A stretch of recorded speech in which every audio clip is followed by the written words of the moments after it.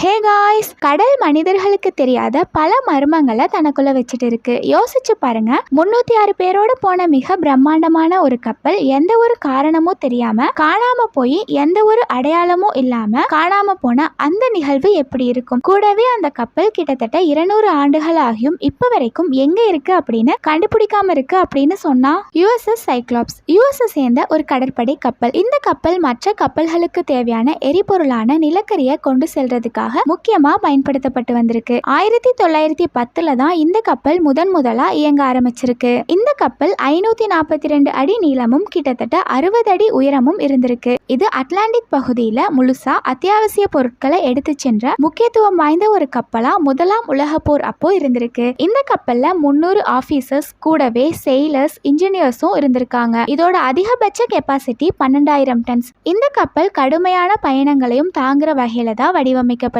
இந்த கப்பல் இப்படி ஒரு சிக்னலும் இல்லாம காணாம போயிருக்கு அப்படிங்கிறது நம்ப முடியாத ஒன்னாதான் பார்க்கப்படுது.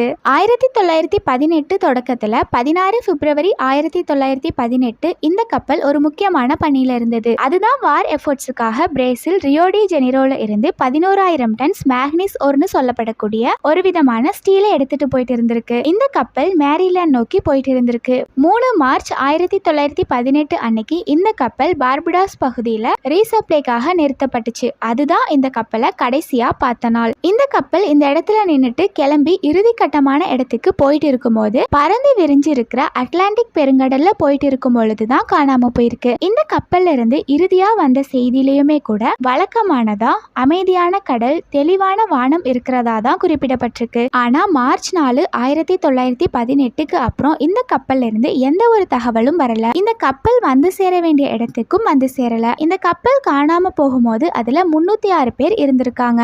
இப்படி இந்த கப்பல் வராம போயிட்டதால US நேவி இந்த கப்பலை கண்டுபிடிக்கிறதுக்காக மிகப்பெரிய தேடுதல் நடவடிக்கையை ஆரம்பிக்கிறாங்க. தேடுதல் வேட்டையில இருந்த கப்பல்கள் அட்லாண்டிக்ல அத்தனை இடங்கள்லயும் சைக்ளாப்ஸை தேடுறாங்க. ஆனா எந்த ஒரு அடையாளமுமே இந்த கப்பலை பத்தி கிடைக்கவே இல்லை. இந்த கப்பல் எதனால காணாம போயிருக்கலாம் அப்படின்னு சில யூகங்கள் சொல்லப்படுது. அதுல ஒண்ணு, இந்த கப்பல்ல அதிக அளவுல லோட் பண்ணப்பட்டு இருந்ததுனாலையும் கூடவே இந்த கப்பல்ல சில ஸ்ட்ரக்சரல் இஷ்யூஸ் இருந்ததுனாலையும் இந்த கப்பல் திடீர்னு உடைஞ்சு மூழ்கி இருக்கும்னு சொன்னாங்க. இன்னொரு பக்கம் இந்த கப்பல் ஒருவேளை பெர்முடா ட்ரையாங்கிள்ல காணாம போயிருக்கும்னு சொன்னாங்க. ஆனா இதுக்கான எந்த ஒரு ஆதாரமும் இப்ப வரைக்கும் கிடைக்கல.